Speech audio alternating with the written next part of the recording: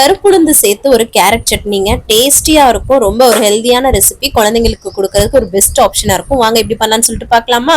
ஒரு கடாயில கொஞ்சமா எண்ணெய் சூடு பண்ணிட்டு கடலைப்பருப்பு, அது கூட கருப்புளுந்து நல்லா சேர்த்துக்கோங்க. அதை நல்லா பொரிய விட்டுக்கோங்க. அதுக்கப்புறமா கூடவே கருவேப்பிலை, பெரிய வெங்காயம் கட் பண்ணி சேர்த்துருக்கேன். நீங்க சின்ன வெங்காயம் கூட சேர்க்கலாம். அதுக்கப்புறம் இஞ்சி, பூண்டு இது எல்லாமே சேர்த்து நல்லா வதக்கி விட்டுக்கலாம்.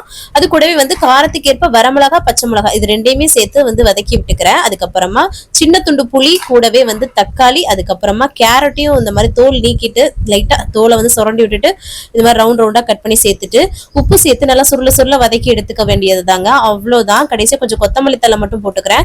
புதினா இருந்தா கூட போட்டீங்கன்னா சூப்பரா இருக்கும். கூடவே தேங்காவும் சேர்த்துக்கலாம்.